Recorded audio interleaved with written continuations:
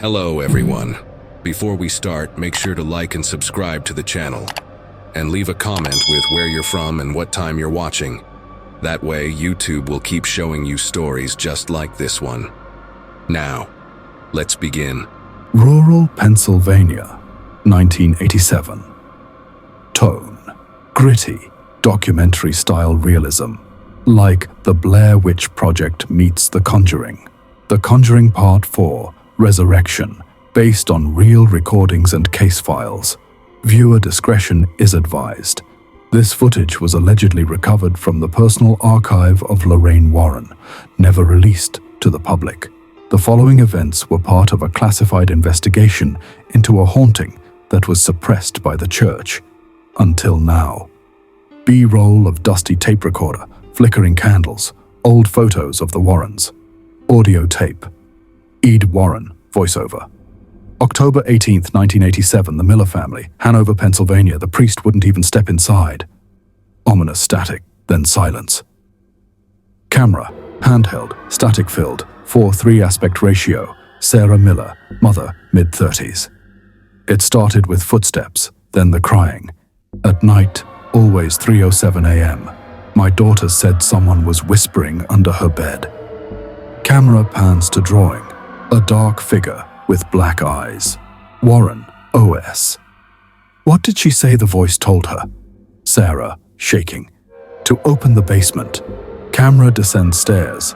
Candlelight only. Floor is dirt. A cross is upside down on the wall. Lorraine, oh, something buried here. Not just a spirit. A binding. Digging sounds. Ed pulls up a small coffin-like box. Inside, human hair, child's tooth, parchment with a sigil. Night vision footage. Child's room, static on baby monitor. A shadow crosses the wall without a source. Lorraine, VO. The entity is not of this house. It was brought here, invited. Camera glitches, screaming. Camera drops to floor. Faint whisper, she's already mine. Handheld footage. Priest reads Latin. Lights flicker. The child, possessed voice. You can't save her. He's beneath your church. Cross bursts into flames. Daylight. Lorraine stares at camera. Lorraine Warren. This was not an exorcism. It was a warning. There's something worse coming, and it started here. Camera zooms into a scratched symbol on the wall. Same as from previous case files. This case was buried. The Warrens never spoke of it again. If this was a prelude, what exactly were they preparing for? End screen with title card. She's not just a character in a horror movie. The nun is based on a real demon that haunted a monastery, and what happened there still terrifies even the... In 1952, deep in the mountains of Romania, a cloistered abbey sent a chilling message to the Vatican. Evil has taken hold here. That abbey? The real St. Carta Monastery, where a nun was found hanging, and no one could explain how she died. The Vatican sent two people, a priest with a haunted past, and a novitiate who had visions of a woman in white. What they found wasn't human, and it wore a nun's face. When they arrived, the air was thick with cold, the crosses were upside down, the nuns wouldn't speak. And at night, they heard chanting from underground.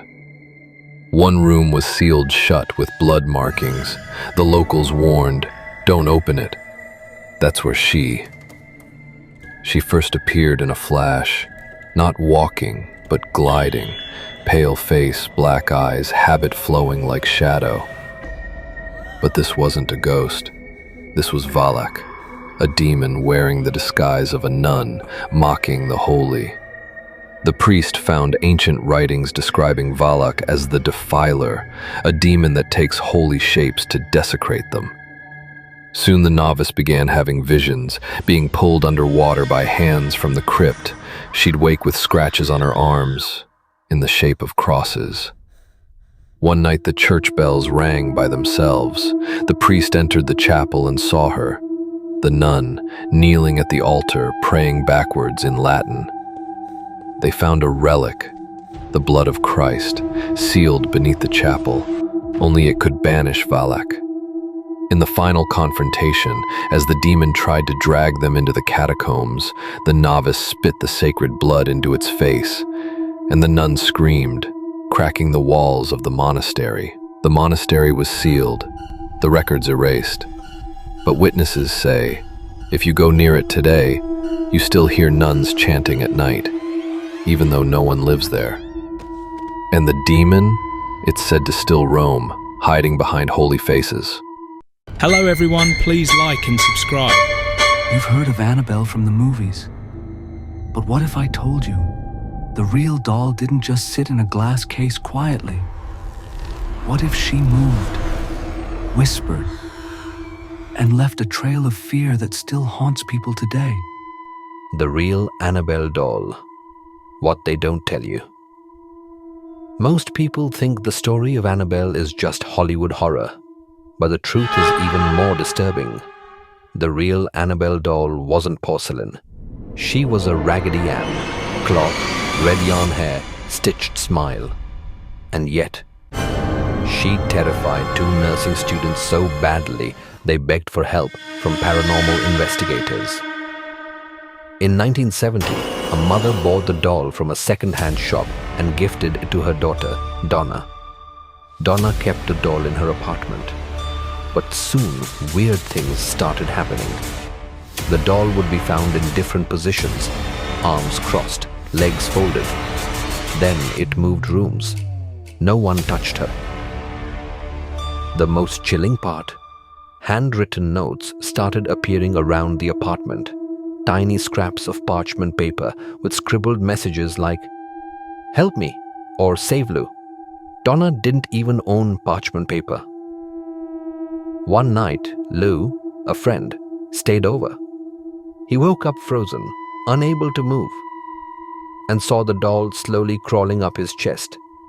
When he finally screamed and broke free, he had 7 claw marks down his chest, 3 vertical, 4 horizontal, like a beast had attacked. That's when Donna contacted Ed and Lorraine Warren. They declared the doll wasn't possessed by a child spirit, but by a demonic entity. The doll was taken to their occult museum, sealed in a blessed glass case. But here's the part no one talks about. A young man once banged on the glass case and mocked Annabelle. He died in a motorcycle crash on the way home. His girlfriend survived and said he was laughing about the doll just minutes before. You can still visit the real Annabelle doll in that locked case, but if you do, don't tap the glass. She's still listening. Follow for more. Coming up, part 2.